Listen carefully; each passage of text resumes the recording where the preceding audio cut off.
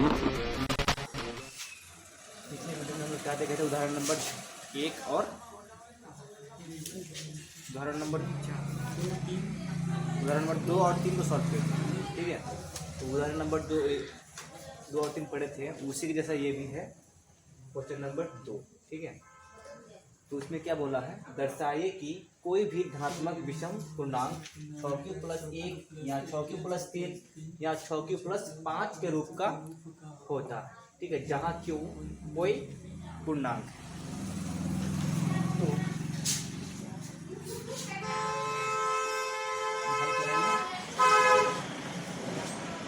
विभाजन प्रमेय से क्या होता है, यूक्लिड विभाजन प्रमेय से दो धनात्मक पूर्णांक, हम लोग पहले मान भी सकते हैं। चलो पहले मान लेते हैं, माना ए कोई धनात्मक विषम पूर्णांक है, ए और बी दोनों को मान सकते हैं। माना ए और बी कोई धनात्मक विषम पूर्णांक है,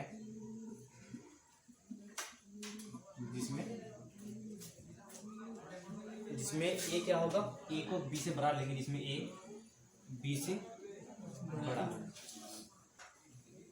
ठीक है, क्योंकि बी से ना हम लोग क्या करेंगे, ए को भाग देंगे ना, तो ये तो हमसे बड़ा होगा ही, हमसे बड़ा होगा जरूरी नहीं है, हम लोग मान ले कि ये बड़ा है। ठीक है, तथा क्या किए हैं, बी है, बी बराबर, ठीक है, बी बराबर 6 लेंगे। अब यूक्लिड विभाजन प्रमेय का द्वारा, ठीक है, यूक्लिड विभाजन प्रमेय का, यूक्लिड विभाजन प्रमेय से हम लोग जो पूरा कथन लिखे थे, लिख सकते उसी तरह से दो धनात्मक पूर्णांकों के लिए ऐसा अद्वितीय पूर्ण संख्या Q और R विद्यमान है। ठीक है, तो उसी के कथन के आधार पर क्या होता है, इसमें ये बराबर BQ+R होता है। ठीक है, और R जो होता है वो हमेशा D से छोटा होगा, B से छोटा और 0 से बड़ा या उसके बराबर होता है। ठीक है, तो यहाँ हम लोग का B का मान है 6, तो ये बराबर कर सकते हैं 6Q+R। तो इसीलिए इसमें R का मान क्या होगा, R का मान 0 से बड़ा या उसके बराबर होगा और 6 से छोटा होगा और 6 से छोटा। तो मतलब कि अब R का मान क्या क्या आ सकता है, मान लो कि ए को हम लोग इसे भाग दे रहे हैं, वो हम लोग में विषम मान लो है नहीं, अगर हम लोग किसी संख्या को भाग देंगे 6 से, तो शेषफल क्या क्या आ सकता है, 0 आ सकता है, 1 2 3 4 5 आ सकता है। ठीक है, तो हम लोग मान लेते हैं संभावित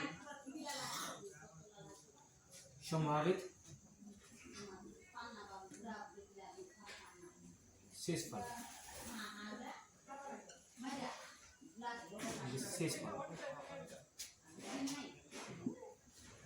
संभावित शेषफल यानी कि R का मान संभवतः क्या आ सकता है, 0 आ सकता है, 1 आ सकता है, 2 3 4 और 5 भी आ सकता है। ठीक है, इनमें से कोई भी आ सकता है। अब हम लोग क्या करेंगे, इस R का मान को एक ही करके इस समीकरण में रखेंगे। ठीक है, इसको हम लोग मान लेते हैं समीकरण 1। ठीक है, और जब क्या करेंगे इसमें, जब R बराबर जीरो। जब आर बराबर जीरो तो समीकरण एक में मान रखेंगे उसका, तो ए बराबर हो जाएगा 6q प्लस आर है ना, तो आर का जगह क्या रखेंगे, जीरो रखेंगे, तो जीरो रख देते हैं जीरो, तो बराबर क्या हो जाएगा 6q। ये जो ए संख्या है वो किस रूप में हो गया, 6q के रूप में हो गया, मतलब कि अगर आर का मान जीरो रखते हैं, ठीक है। फिर जब आर का मान एक रखेंगे तो आर का मान एक रखेंगे तो ए बराबर क्या हो जाएगा 6q प्लस इसमें एक हो जाएगा, ठीक है। तो इधर करते हैं आर बराबर यदि 2, ठीक है, तो समीकरण ए बराबर क्या होगा 6q प्लस आर का जब मान है 2 तो फिर 2 हो जाएगा, ठीक है, आर का मान 2। तो ये हो गया हम लोग का समीकरण 10। ये हो गया इसमें जब आर बराबर 2 था, ठीक है। फिर जब आर बराबर 3, समीकरण ए बराबर क्या बन जाएगा 6q प्लस 3, ठीक है। अब फिर लेते हैं आर बराबर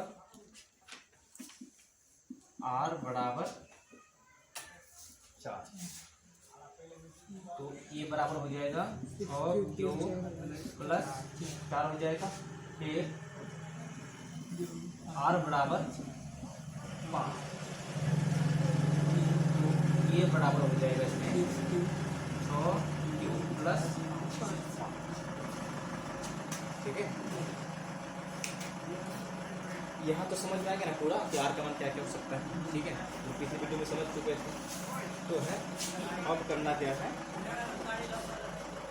क्योंकि ये हम लोग का है क्या सम संख्या की विषम संख्या, ये हम लोग का सम विषम संख्या। और एक बात इसमें हम लोग जो है ना ए और बी कोई धनात्मक विषम पूर्णांक इस बात को इसमें गलत मानते, ठीक है, बी को नहीं लेंगे, बी अगर लेंगे तो वो भी विषम पूर्णांक हो जाएगा, ठीक है। लेकिन इसमें हम लोग क्या लिए हैं, बी बराबर 6 लिए हैं जो कि सम संख्या है, ठीक है। तो इसमें सिर्फ ये लेते हैं, ये कोई धनात्मक विषम पूर्णांक है और बी भी कोई धनात्मक पूर्णांक है, ठीक है।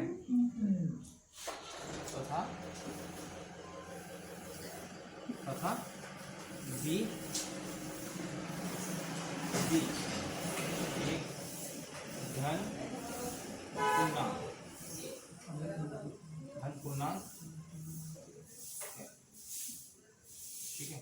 लेकिन ये जो है बी से धन पूर्णांक मतलब धनात्मक पूर्णांक, ठीक है, इसको शॉर्टकट में कर दिए, धन पूर्णांक मतलब धनात्मक पूर्णांक, ठीक है। तो अब देखो इसमें अगर हम लोग किसी भी संख्या को 6 से भाग देते हैं, किसी भी संख्या को अगर हम लोग 6 से भाग देंगे, जैसे 31 को भाग दिए तो इसमें शेषफल कितना बचेगा 5 23 और शेष बचेगा 1, यानी कि विषम पूर्णांक हुआ, ठीक है। वही अगर हम लोग इसमें 30 लेंगे तो शेषफल कितना बचेगा 0। तो ये 30 जो है सम संख्या हो गया, और हम लोग 30 का मान ये जो भाज्य है ए का मान है उसको हम लोग क्या लेना चाहते हैं, विषम संख्या, उसमें लेने के लिए बोला गया, ठीक है। तो इसमें ए जो है विषम संख्या होगा, इसलिए 30 ए का मान नहीं होगा जब भी, और ये है क्या सम संख्या है ये, ठीक है।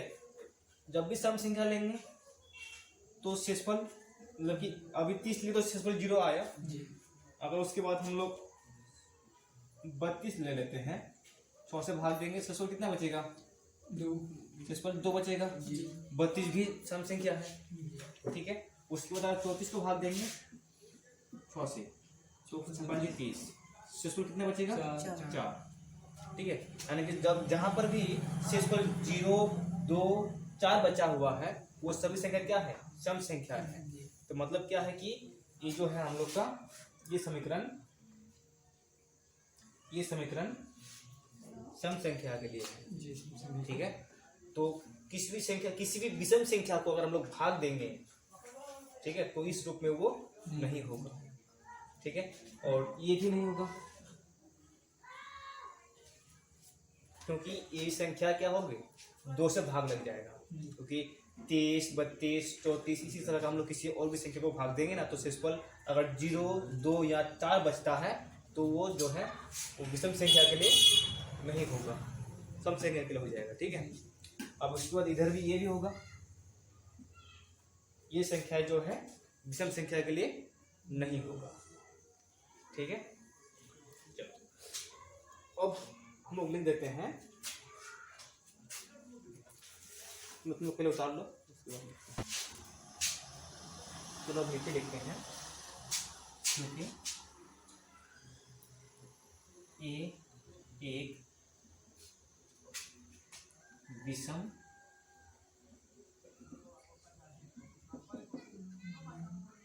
पूर्णांक है, क्योंकि ए एक विषम पूर्णांक है, इसलिए यह 6Q, ठीक है, 6Q ए का मान जो है 6Q, उसके बाद 6Q प्लस 2, फिर 6Q प्लस 6Q प्लस 4 के रूप का नहीं हो सकता। ठीक है, क्योंकि ए एक विषम पूर्णांक है, इसलिए यह 6Q प्लस 2, 6Q प्लस 4 के रूप का नहीं हो सकता, क्योंकि ये राशि आप बोल सकते हैं हम लोग। ठीक है, ये जो है एक संख्या है ना, क्योंकि ये चलो ये 2 से, ये सभी 2 से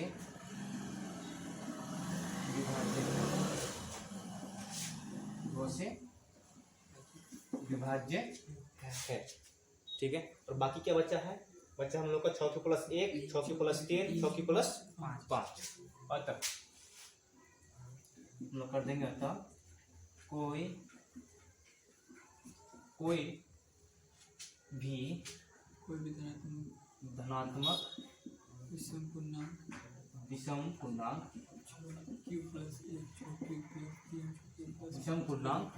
6Q प्लस 1 या 6Q प्लस 3 या 6Q प्लस 5 के रूप का होगा। लिख लो,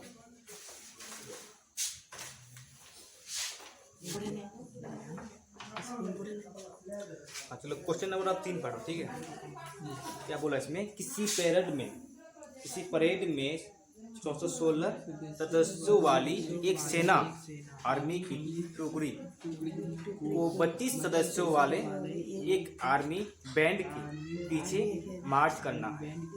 ठीक है, मार्च करना है, दोनों समूहों को समान संख्या वाले स्तंभ में मार्च करना है, तो उन स्तंभों की अधिकतम संख्या क्या है जिसमें वे मार्च कर सकते हैं।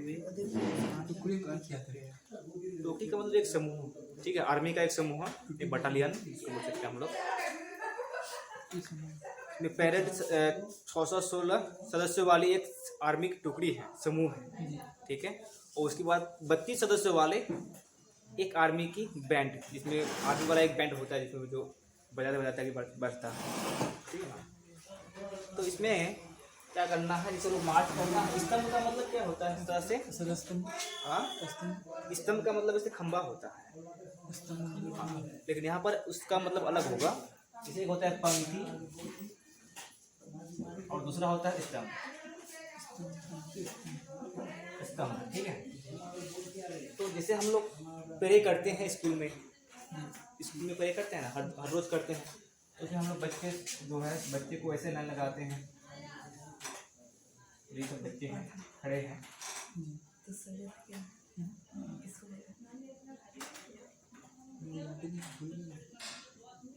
ऐसे खड़े होता ना सर, जी सर, लाइन से, और आगे एक बच्चा या 2 बच्चे चला जाता है, ठीक है। तो ऐसे में एक पंक्ति बनता है और एक स्तंभ बनता है।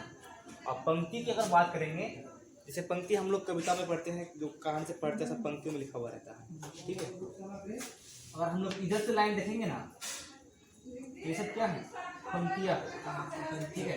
इसमें कितने पंक्तियों में बच्चे खड़े हुए हैं अभी, 1 2 3 4 5, जैसे 5 पंक्तियाँ, ठीक है। ये सब क्या होगा, पंक्तियाँ होगा। यानी कितना पंक्तियाँ टोटल, ये 5 पंक्तियाँ। और स्तंभ की बात करेंगे तो स्तंभ होगा इधर, ये जो है स्तंभ हो जाएगा। कितना स्तंभ है, 6। देखिए 1 2 3 4 5 6 स्तंभ है, ठीक है। 6 स्तंभ हो गया। अब स्तंभ समझ गया और पंक्ति भी समझ गया, ठीक है। हम लोग जो कहानियाँ पढ़ते हैं, कविताएं पढ़ते हैं, सब किस में लिखा हुआ रहता है, पंक्तियों में लिखा हुआ है, ठीक है। तो उसी तरह से जब आर्मी सेना जो था वो सब जो परेड करेगा, तो उसमें तो लोग एक एक करके सबको लगा के मतलब कि ठीक ठीक बन जाता है स्तंभ, कोई बचता नहीं है। तो उसको बोलते हैं एक तरह से मतलब कि भूल और जांच विधि से हम उसको निकाल भी सकते हैं। मतलब कि सबको एक बार लाइन लगा के रख दिया, फिर देख रहा है कोई बच जाता है तो फिर उसको तोड़ के फिर दोबारा लगाना, तो वो होता है भूल और जांच विधि, ठीक है। लेकिन ऐसा, और अगर हम लोग मौसों के माध्यम से निकालते हैं, मौसों विधि से निकालते हैं, तो हम लोग को एक बार में ही मिल जाएगा उसका आंसर, ठीक है। यानी कि एक लाइन में, एक स्तंभ में अधिकतम कितना सेना लाइन में लगेगा, ठीक है। तो उसमें तुम लोग स्तंभ का मतलब एक तरह से लाइन समझो, स्तंभ का मतलब, ठीक है।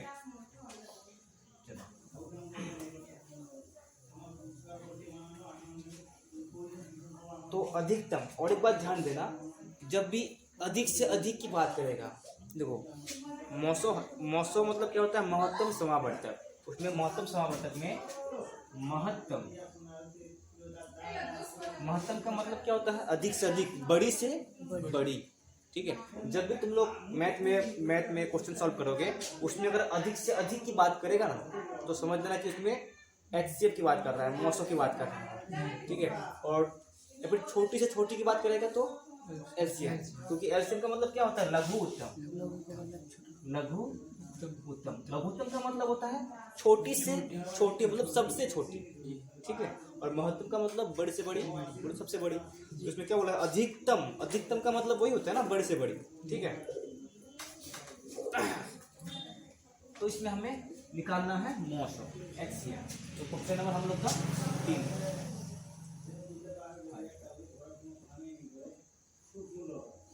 यानी कि स्तंभों में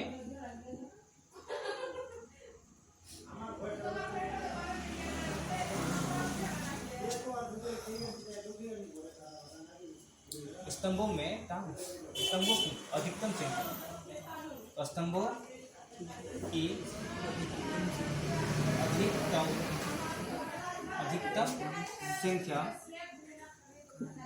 अधिकतम संख्या क्या हो सकता है, टुकड़ी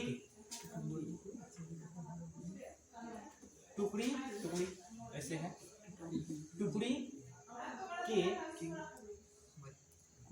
टुकड़ी के सेना, टुकड़ी के कितना सदस्य है उसमें, सेना की टुकड़ी में,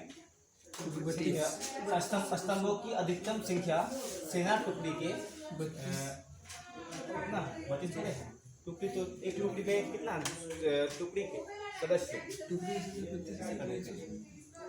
आर्मी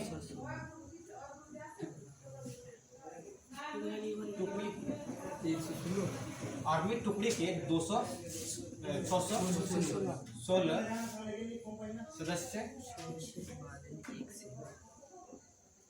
सदस्य और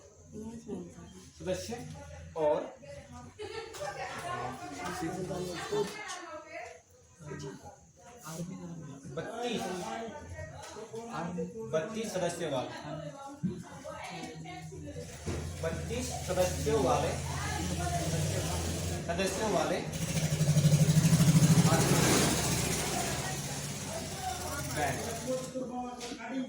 आर्मी बैंड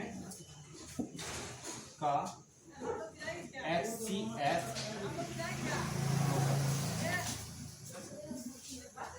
ठीक है। स्तंभों की अधिकतम संख्या आर्मी टुकड़ी के 616 सदस्य और 32 सदस्य आर्मी बैंड का HCF होगा। 32 सदस्यों वाले आर्मी बैंड वाले सदस्यों वाले आर्मी बैंड का HCF होगा। ठीक है, अब क्या करेंगे, यूक्लिड विभाजन एल्गोरिथम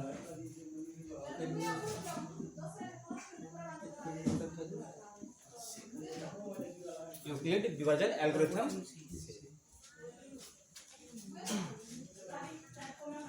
इसमें पहला है 616 और दूसरा है 32 है ना। ये बड़ा है, इसको बड़ा रखेंगे और बड़ा संख्या को छोटा संख्या से भाग देते हैं।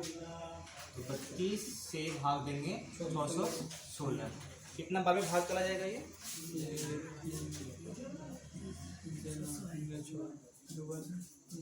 पहले 2 बार में जाएगा, 32 दूना 64 होता है, नहीं जाएगा, एक बार जाएगा। अगर पूरा एक बार में देखेंगे तो कितने बार जाएगा ये? एक बार लेते हैं पहले, तो कितना बचेगा? 9, इसमें 2, अब इसमें 16, इस बार तो लेना पड़ेगा। 6 बार जाएगा, नहीं जाएगा। 8 होगा, 8 दूना 16, 8 का 24 नहीं होगा, नहीं होगा ना। 8 का 24, 8 दूना 16 का 6, हाँ ये 9 से हो जाएगा। 9 दूना 18, 9 से कैसे होगा? नहीं होगा, लास्ट में तो 6 चाहिए, लास्ट में 6 चाहिए। पूरा नहीं करेगा, पूरा नहीं करेगा तो मतलब कि 9 से जाएगा। देखते हैं, 9 दूना 18, 9 किया 27 और 1 28, चलो इसमें कितना बचेगा तब? 8 बचेगा। अब इसमें 1 नहीं बचेगा, केवल 8, फिर 0। अब देखो ये शेषफल ये हुआ, ठीक है, ये शेषफल हुआ, तो इसमें 32। अरे अंदर आजा, बैठ जाओ। हाँ तो 8 चौके 32, इसमें शेषफल कितना हो गया? 0 हो गया, ठीक है। शेषफल 0 तो मौसम कितना हो जाएगा? HCF 5 हो जाएगा इसमें 5, ठीक है। तो इसमें स्तंभों की अधिकतम संख्या कितना हो जाएगा? 8, केवल 8 हो जाएगा। हाँ तो इसको तो हम लोग को लिखना है चरण में ना। अब लिखते हैं 16 32 गुना 32 गुना 19 प्लस कितना होगा? 200, सही ना है। 19 दूना 38, 19 दूना 38, 38 का 8, 19 दिया 57, 57 और 3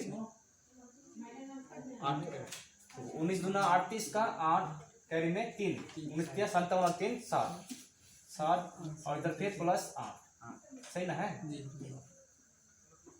अब यहाँ पर 32 आ जाएगा बराबर 8 गुना 4 प्लस 0, इसलिए इसमें देखो आर का मान क्या हो गया? 0 हो गया। तो जो बी का मान है इसमें 8 है, बी का मान 8 है, बी का मान 8 है, तो बी का मान ही तो क्या हो जाता है? इसमें मौसम हो जाता है। तो HCF, इसलिए HCF बराबर 8, ठीक है। हम लोग अच्छा कर सकते हैं। अतः स्तंभों की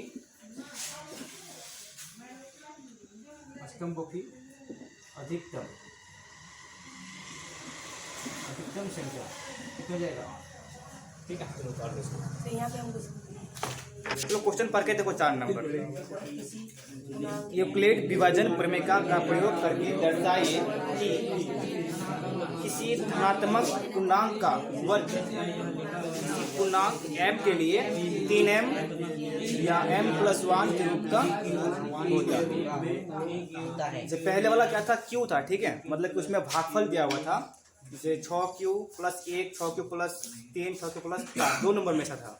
तो उसमें भागफल दिया हुआ था, इस बार जो है ना इसमें भागफल नहीं दिया गया है, इस बार उसकी वर्ग की बात कर रहा है। ठीक है, जो m दिया हुआ है ना उसका वर्ग करने के बाद जो भाग करेंगे तब आएगा m। ठीक है, चलो पहले हम लोग उसको लिखते हैं सॉल्यूशन। हम लोग सबसे पहले क्या मान रहे थे, a और b। देखो उसमें पहले वाला कोई विषम था या फिर कोई सम दिया हुआ था, बोला गया था, लेकिन इसमें कोई कुछ नहीं बोला गया, सिर्फ इसमें पूर्णांक के बारे में बोला गया। ठीक है, धनात्मक पूर्णांक के बारे में। तो माना या सपोज यानी कि माना ए और बी दो धनात्मक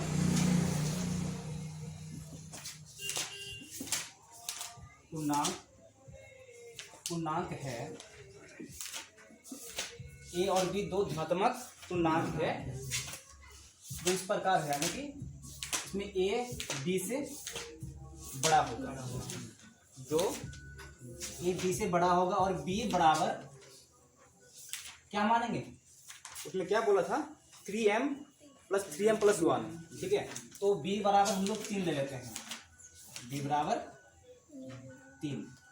ए और बी दो धनात्मक पूर्णांक हो गया और ए बी से बड़ा है और b बराबर 3। अब हम लोग जाएंगे थ्योरी में यूक्लिड विभाजन एल्गोरिथम से। ठीक है, यूक्लिड विभाजन एल्गोरिथम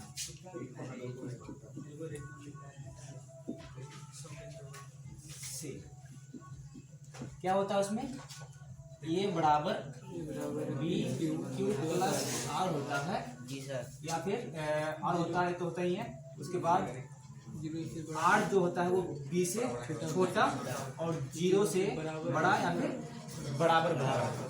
ठीक है, तो यहाँ हम लोग का बी का मान दिया हुआ है, ए बराबर बी का मान कितना है 3 प्लस आर, ये हो गया हम लोग का मेन इक्वेशन। तो उसके बाद बताओ आर का मान क्या होगा, उसमें बी से छोटा, बी का मान कितना है 3, यानी कि आर जो है 3 से छोटा होगा जी। ठीक है, और थ्योरी से आर का मान 0 के बराबर या फिर उससे बड़ा। ठीक है, तो आप बताओ आर का पॉसिबल वैल्यू क्या क्या हो सकता है, संभावित मान आर का 0 1 2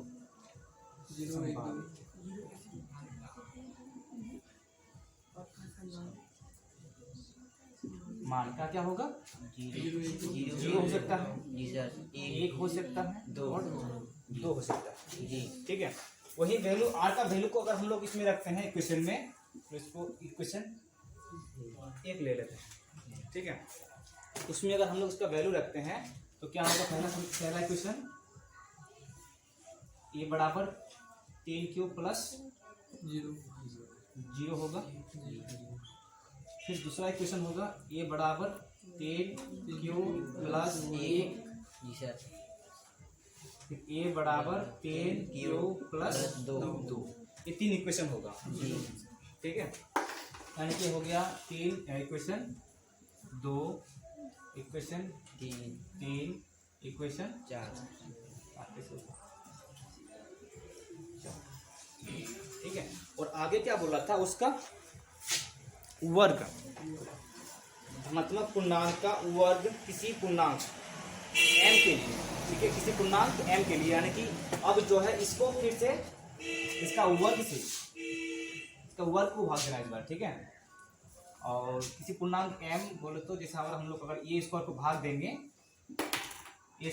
देंगे 3 से, तो इस बार क्या आएगा, भागफल के रूप में m आएगा। वैसे क्या आता है, उसको क्वेश्चन बोलते हैं, उसको हम लोग क्यू से लिखते हैं।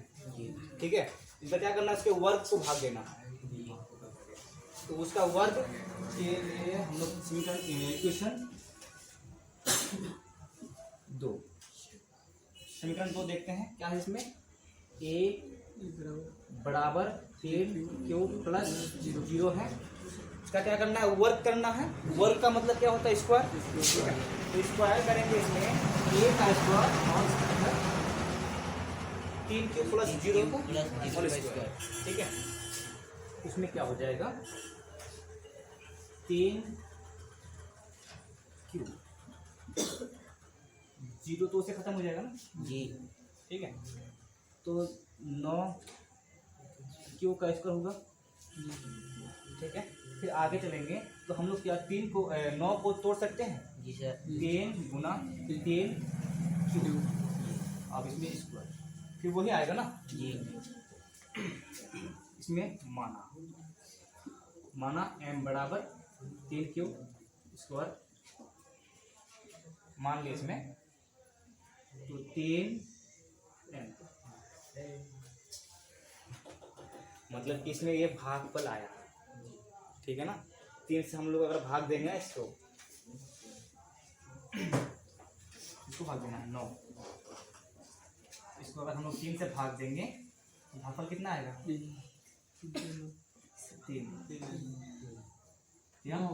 हाँ 9 होगा। 3 क्या 9 ये पूरा कट जाएगा कि उसको बचेगा। इसका हम लोग अगर इसको क्यू से करेंगे हाँ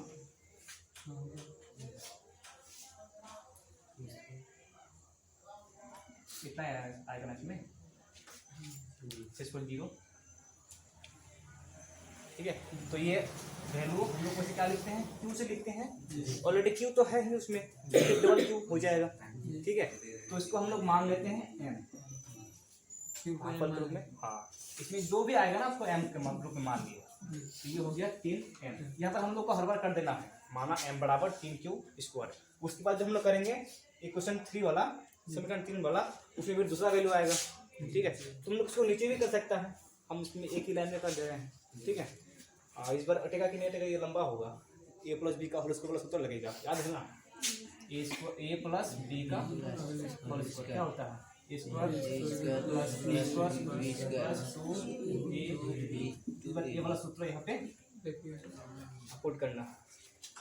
अब इक्वेशन मतलब समीकरण 3 में अगर देखेंगे हम लोग इसमें ये स्क्वायर बराबर 3 क्यू प्लस 1 है, इधर भी स्क्वायर करना पड़ेगा ठीक है। तो सूत्र लगाएंगे हम लोग यहाँ पे ए स्क्वायर प्लस बी स्क्वायर, ए स्क्वायर डायरेक्ट कर दे, डायरेक्ट करने से सही रहेगा ना। ए का स्क्वायर 3 के 9 की हो जाएगा इसमें, नहीं आएगा समझ में बाद में अभी आ जाएगा। ए का स्क्वायर यानी कि 3 क्यू का स्क्वायर ठीक है। फिर प्लस बी का स्क्वायर प्लस बी का स्क्वायर, बी का मान क्या है और प्लस फिर 2ab 2ab तो क्या हो जाएगा 2 गुना 3 क्यू प्लस गुना मतलब 2ab। इस सूत्र से हो गया पूरा, और कुछ है नहीं। अब यहाँ पे 3 क्या 9 क्यू स्क्वायर प्लस 1 यहाँ पर 3 दूना प्लस 6 क्यू ठीक है। तो आगे बढ़ते हैं, यहाँ हम 3 कॉमन निकाल लेते हैं, कॉमन ले लेते हैं 3 तो अंदर बचेगा क्यू स्क्वायर और इसको हम बाहर कर देंगे इधर प्लस जो 1 है ना एक को बाहर ले लेंगे, यहाँ पर प्लस में 2 क्यू ओ 3 तो और भी लेना है ना, 3 किया 9 क्यू 3 दूना 6 क्यू और जो यहाँ पर 1 था ना वो बाहर में ठीक है। अब वहाँ पे करना क्या था हम लोग को 3m प्लस 1 ऐसा था ना, पहला था 3m दूसरा था 3m प्लस 1 था। तो यहाँ हम लोग करेंगे माना m बराबर 3 क्यू स्क्वायर प्लस 2 क्यू ठीक है। इसमें इसको लेकर लिख लेना है वही पे, तो नीचे कर देंगे 3, यहाँ 3 का 3 रह जाएगा और इसके लिए पूरा क्या हो जाएगा m और बाहर में क्या है प्लस में ई। ठीक है, इसका मतलब ये है अगर हम लोग इसको 3 से भाग देंगे तो इस रूप में आएगा। तो एन का मान कुछ ना कुछ तो होगा। ठीक है, तो अभी फिलहाल इस रूप में है। चलो अब उसके बाद अटेगा नहीं, ऊपर वाला मिटाने से आ जाएगा ना, इसको मिटा देंगे।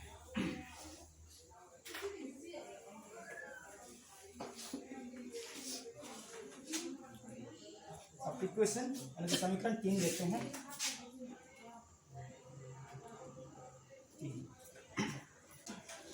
ए बराबर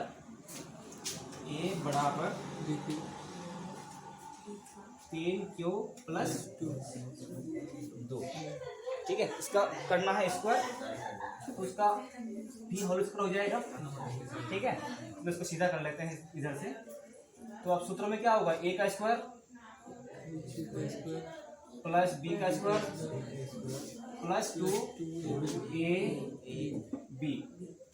सही है, इसमें हो जाएगा 3 या 9 क्यू का स्क्वायर प्लस बी का स्क्वायर 4 3 दूना 6 दूना 12 क्यू। ठीक है, अब 4 को उधर रख लेते हैं, पहले 4 को बाहर कर दिए। ठीक है, अब ये दोनों में हम लोग कॉमन लेंगे, कॉमन है ना दोनों में,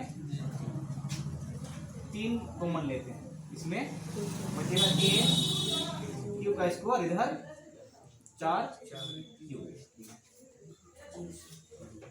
फिलहाल वो रहने देते हैं। इसका हम लोग ऐसा भी कर सकते हैं ना, ये काम करते पहले इसको और भी थोड़ा तोड़ते हैं, हथौड़ा से तोड़ते हैं एक बार। 9 Q square plus 12 Q plus 3 plus 1, ऐसा कर सकते हैं। जी सर। 3 और 1 4 हो जाएगा। जी सर। तो अब निकाल लेते हैं common. 3 3 Q square plus 4 Q plus 1, बाद में फिर कोई दिक्कत है नहीं है। क्या कर लेते हैं, माना m बराबर 3 Q square plus 4 Q plus 1 ये मान लिए, क्या हो जाएगा कि इसी जगह पूरा n हो जाएगा।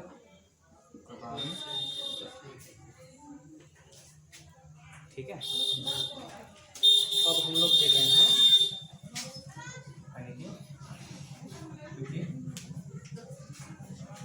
समीकरण 2 3 और 4 से यूँ हम स्पष्ट 4 से स्पष्ट है कि 4 से स्पष्ट है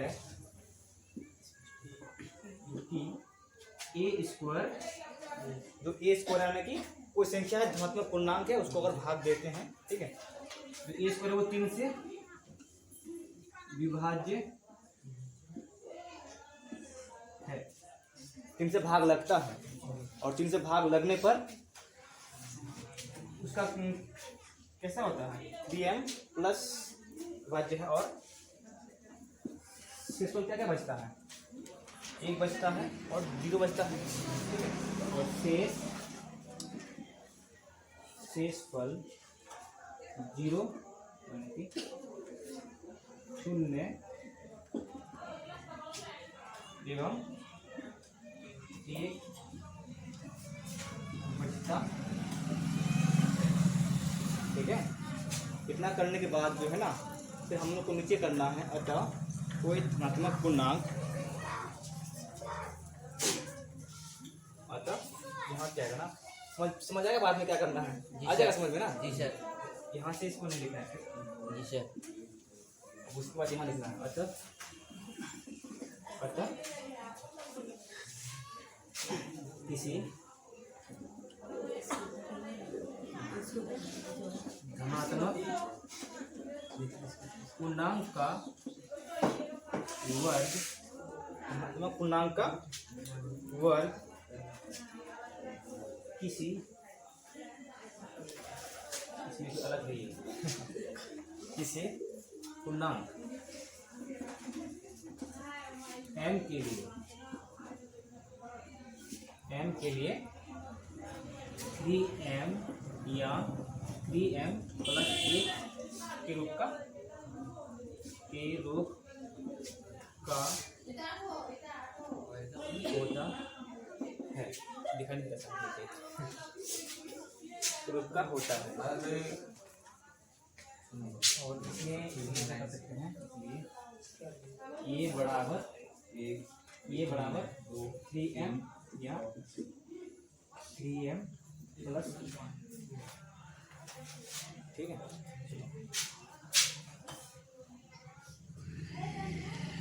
दिखाई नहीं दे रहा है।